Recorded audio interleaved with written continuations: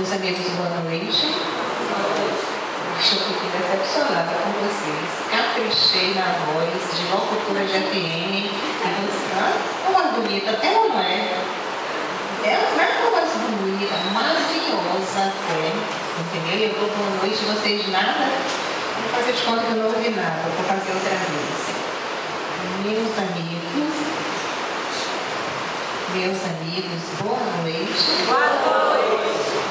É outra história, a gente fica mais satisfeito, entendeu? Eu queria que eles estivessem filmando daqui para lá, os sorrisos agora, com essa inversão. Vocês não imaginam os sorrisos de canto a canto, abertos, que é tão necessário, inclusive, o sorriso em nossas vidas é muito importante. A alegria é muito mais até do que o que a gente imagina.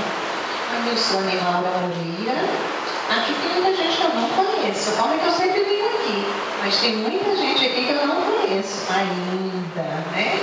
Eu sou trabalhadora do Centro Espírita Deus, Luz e Verdade, que fica aqui perto. Tem quem chama também a Casa de Dona Bernadette, porque foi ela quem fundou o centro e dirige ainda, né, há 44 anos esse centro. E lá eu trabalho como médium doutrinadora ou esclarecedora, né? E faço também a evangelização infantil, a evangelização de adultos. E como eu falo pelos cotovelos, de vez em quando eu sou convidada a sair assim dos centros para conversar sobre a doutrina espírita. Até porque a doutrina espírita, depois que eu conheci, modificou totalmente a minha vida. E espero que modifique a de vocês também no contato com a doutrina. Só que a doutrina, ela não cai do céu por encanto, nem a gente ficar deitado eternamente debaixo de um berço esplêndido, a gente vai aprender a doutrina. A gente precisa de estudar. E tem que estudar mesmo. Esse centro onde eu trabalho, inclusive, o frequentador é o frequentador, mas o trabalhador da casa, ele é obrigado, entendeu, a estudar. Só recebe trabalho quem estuda. E nos grupos de estudo, nós temos frequência como em qualquer escola. E temos também jubilação quando a gente não frequenta. Somos retirados do trabalho. Até as sessões mediúnicas, eu falei obrigados, mas é porque todos nós vai quem quer, permanece quem quer, mas é regra da casa. As sessões mediúnicas nós também temos frequência, né? Em primeiro e terceiro sábado do mês é de encontro dos trabalhadores da casa e que todos nós fazemos uma grande mediúnica todo primeiro e terceiro sábado do mês. Eu estou dizendo isso porque, entendeu? Vocês estão aqui agora no centro espírita. Quantos aqui estudam aqui na casa? Quem não é trabalhador? Sou frequentador, mas que estuda aqui na casa? Eu disse para vocês, eu não disse para vocês, eu sou professora aposentada, viu gente? Podem esperar que eu vou perguntar uma porção de coisa. A professora aposentada sempre está perguntando algumas coisas. Quem é que estuda aqui na casa? Quem é que estuda a doutrina espírita? Ninguém? Pelo menos um levantou aqui. Quem mais? Mas você trabalha na casa já? Só estuda. Isso, entendeu? E que é importante, não precisa, inclusive, eu mesma sou coordenadora de grupo de estudo e tem muitas pessoas no meu grupo que não são, só estudam para conhecer. E é interessante quando eu pergunto isso, quando eu falo a vocês, quando a gente quer ser médico, a gente estuda o quê? Quer ser professor, quer ser dentista, quer ser... Não é isso mesmo? A gente estuda as matérias específicas daquilo que a gente quer, em que a gente quer se graduar. Então, doutrina espírita também a gente precisa. Até porque a maioria de nós vem de outras religiões que falam as coisas ou interpretam as coisas diferentemente da doutrina espírita. Tem práticas, né? Isso mesmo, tem interpretações, leituras que são totalmente diferentes da prática da doutrina espírita. É por isso, inclusive, que o nosso evangelho é o evangelho segundo o Espiritismo, né? Então ele está de acordo com os postulados, com o que diz a doutrina espírita. E é importante que nós estejamos aqui agora às 8, às 20 horas, vindo do trabalho, cansados, muitos ainda não jantaram, não tomaram banho. E a gente tem que fazer valer esse nosso esforço. A gente tem que saber, não tem que vir ao centro porque está na moda vir ao centro. no centro, vai resolver meus problemas. Não é assim. Nós temos que saber o porquê, qual a razão de estarmos vindo, até porque esse saber disso implica no aproveitamento do que você vem fazer aqui, do que você se propõe. Tem pessoas que vêm só para tomar passe, vem para tomar passe e não está, né? Então, vem só assistir a doutrina, mas não se envolve com mais nada. Então, é interessante que a gente tenha posturas para que a gente possa, precisamos entender, por exemplo, que nós vivemos em dois mundos ao mesmo tempo. Não é isso mesmo? Nós vivemos o mundo físico e o mundo espiritual. Porque a nossa constituição é essa. Nós somos matéria e espírito. Mas nós não nos vemos ainda espíritos, mas nos vemos matéria. Não nos vemos ainda. Então a gente vive esses dois mundos o tempo todo. E um interagindo com o outro.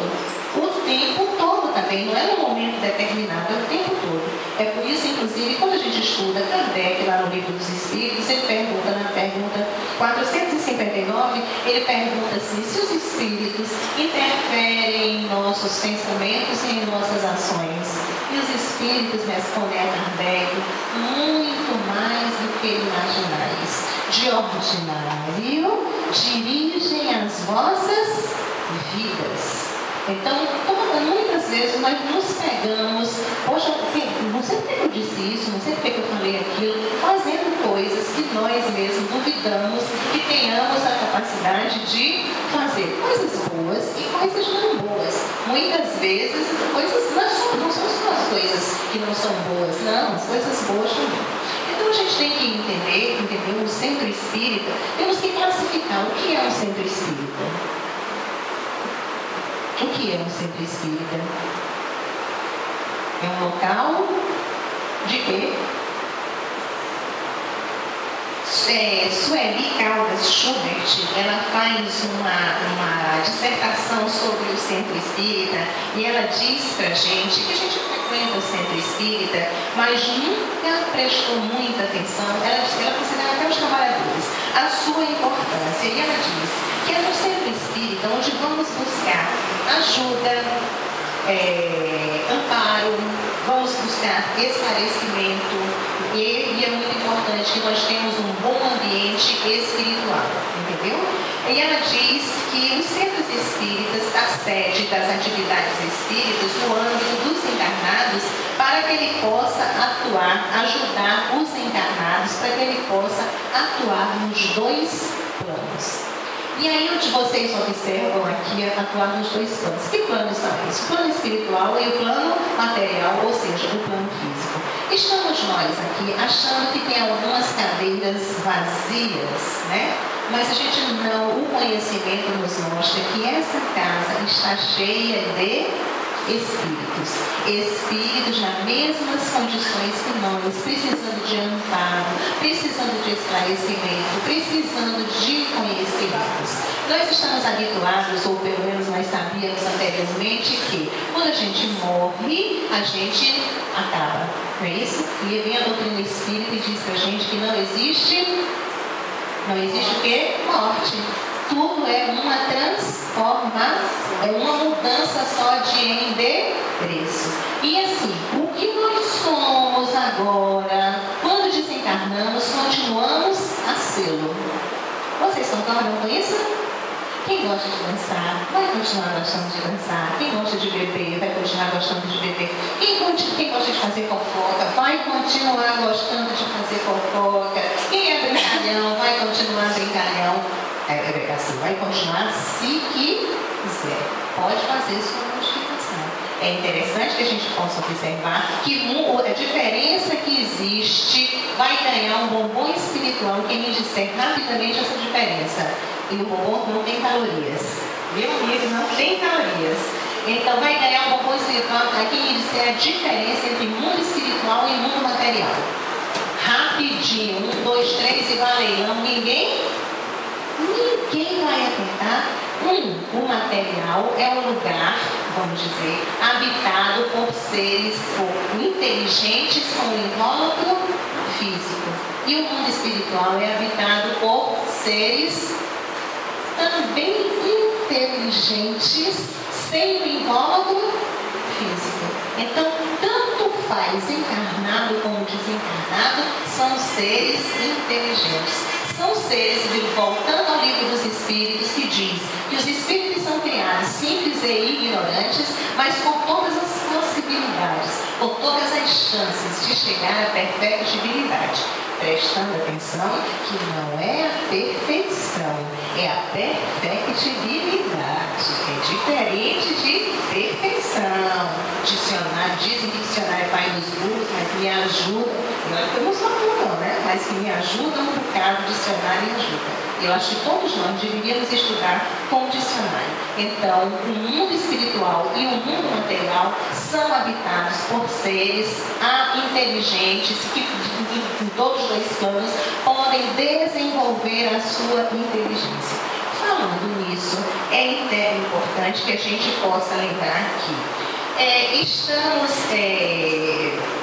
e isso a gente pode, essa questão da inteligência, a gente pode ver através das mensagens dos instrutores espirituais. A doutrina espírita é um caso desses, não é isso mesmo? Que é a doutrina que foi ditada toda por espíritos, claro, codificada, comentada por Kardec, mas todas as respostas às perguntas são baseadas no que os espíritos superiores e que fizeram parte da codificação respondem. E vai lembrar para a gente que o centro espírita é muito mais do que a casa física que lhe serve de sede, entendeu? Onde tem paredes, onde tem muros que o circundam e um teto que o cobre. Vai mostrar para a gente que o centro espírita é um complexo espiritual em que se elabora, trabalha nos dois planos da vida, física e extrafísica, e com as duas humanidades, dos encarnados e dos desencarnados. Esse é o trabalho no centro espírita, né? Em razão disso, as providências e os cuidados na espiritualidade maior são imensos quanto ao planejamento e à organização de uma instituição espírita. A gente fica parecendo que o centro espírita é criado assim, a migué, mas não é. Existe, na realidade, quando o centro espírita é fundado, vou dizer que na Terra, que é onde nós vivemos, ele já foi planejado na espiritualidade. Não só planejado, até os seus trabalhadores físicos encarnados, entendeu? Também já se comprometeram com o trabalho a ser desenvolvido no centro. Quando eu falei para vocês que eu trabalho lá no Deus Luz e Verdade, Dona Bernadette fundou o centro há 44 anos. Quando ela começou com o centro, inclusive o esposo dela, que já estava desencarnado, não concordava com isso, e ele um dia disse a ela, ou o espiritismo ou o casamento, né? Ela ficou com o espiritismo, mas ele ficou com ela também e desencarnou ano passado, né? Não houve uma separação por conta disso. E ela, mediunicamente, ela sabia que aos 50 anos ela desencarnaria. Aos 50 anos, isso eu estou contando porque ela conta isso a todos no centro e todas as entrevistas que ela vai, ela conta isso também. Em livros já tem.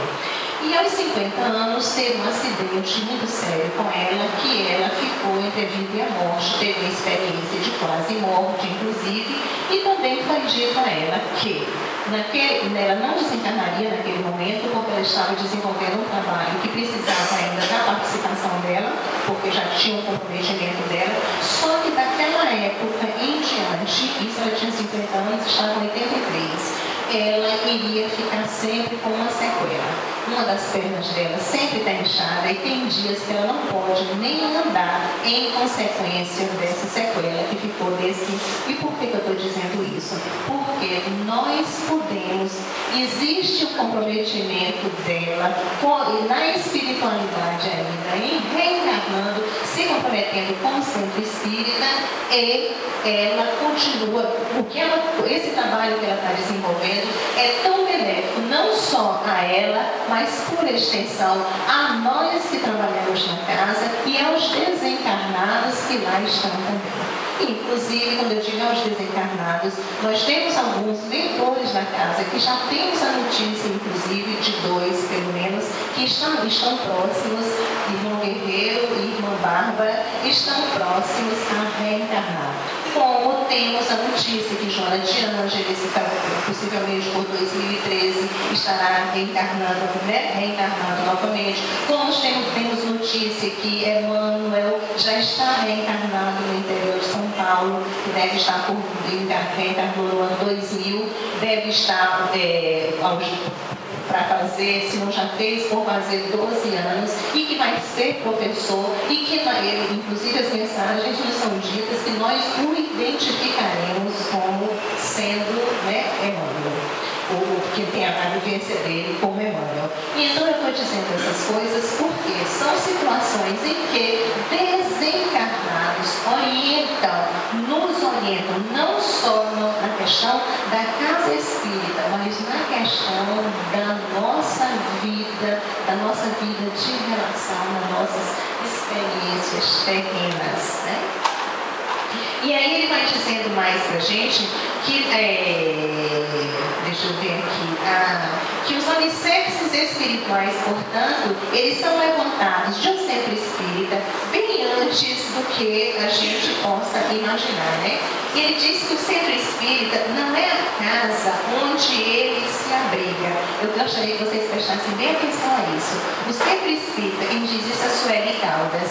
Ela diz que o centro espírita não é a casa onde ele se abriga, mas sim o labor que ali se desenvolve, o ambiente que se cultiva e se preserva, a organização intemporal que o orienta e o assessora, os objetivos e finalidades que o norteiam, o ideal e o sentimento com o que o conduzem.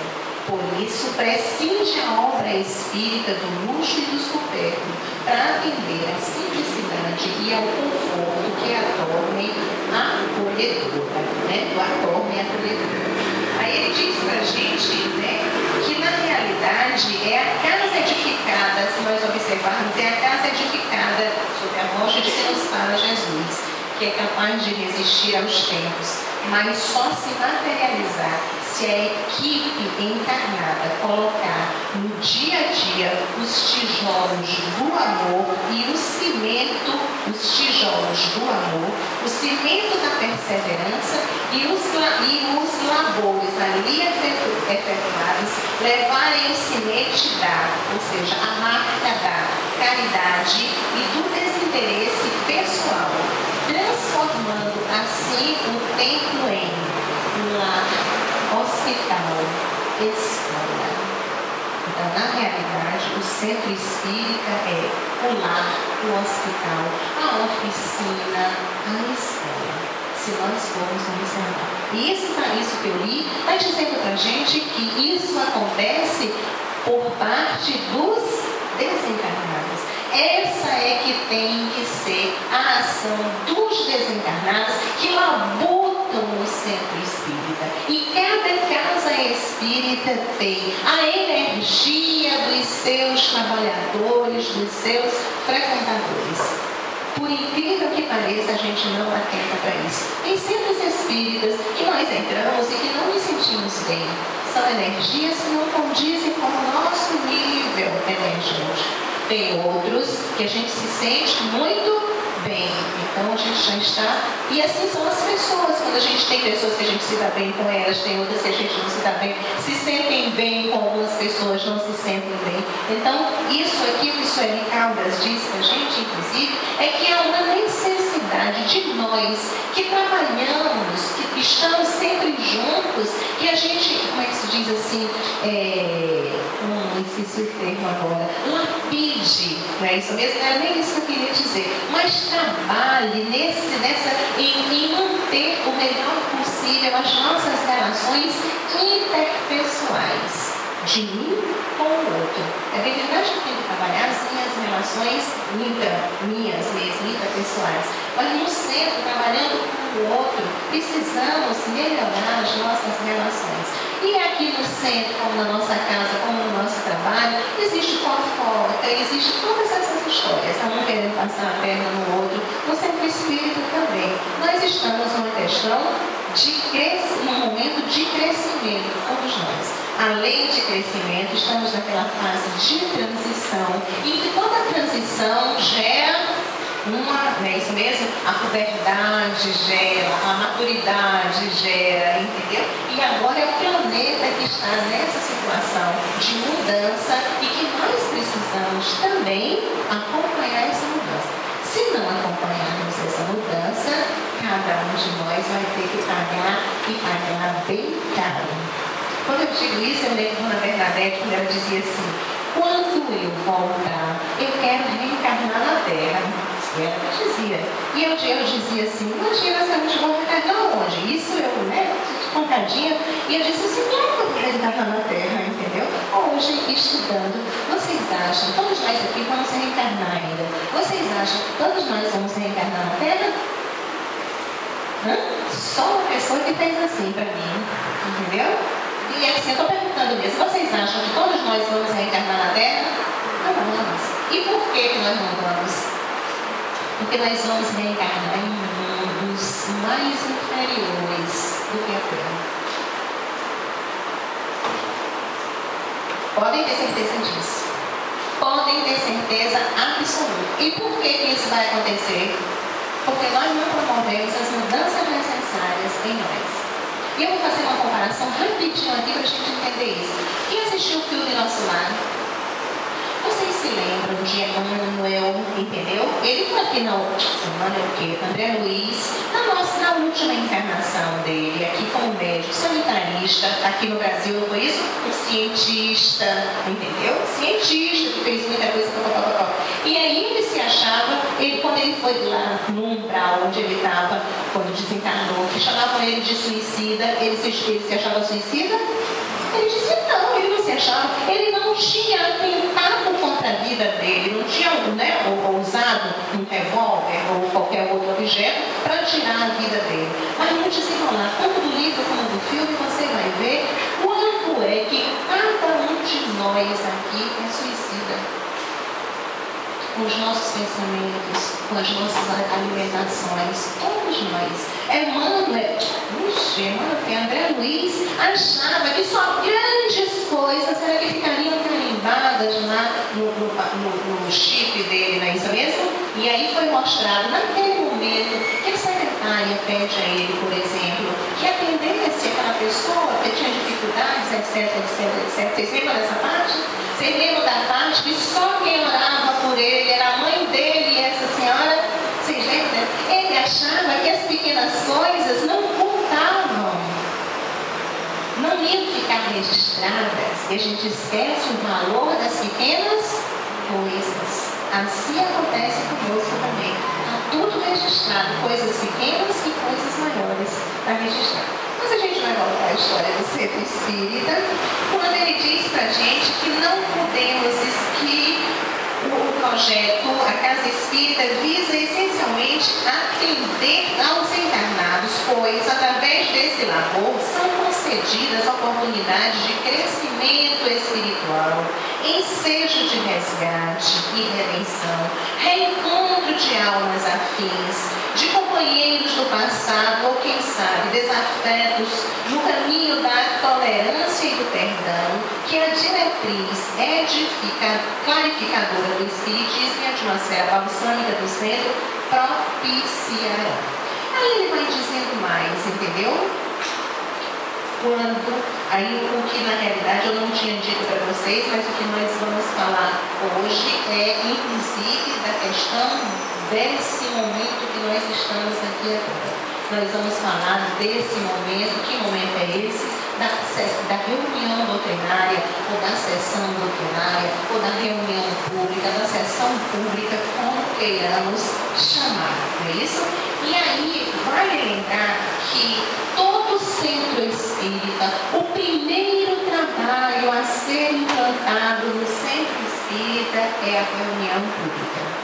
pode não ter ainda atendimento fraterno, pode não ter o que mais passe, pode não ter uma opção de coisa, mas começa sempre com essa sessão pública. Por que essa sessão pública?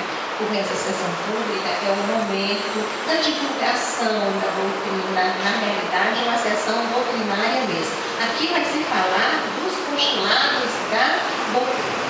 E é interessante que a gente possa observar que quando a gente chega aqui, a gente tem que criar uma postura de receptividade. Porque muitas vezes, quando chega, por isso que eu digo assim, a gente precisa estudar, porque a gente precisa saber de uma porção de coisas. Precisa de saber de uma porção de coisas, por quê?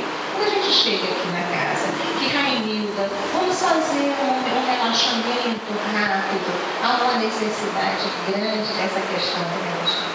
Há uma necessidade que nós coloquemos nossos pés. Mas isso é ritual, não é ritual. Você precisa entender como é que as coisas funcionam.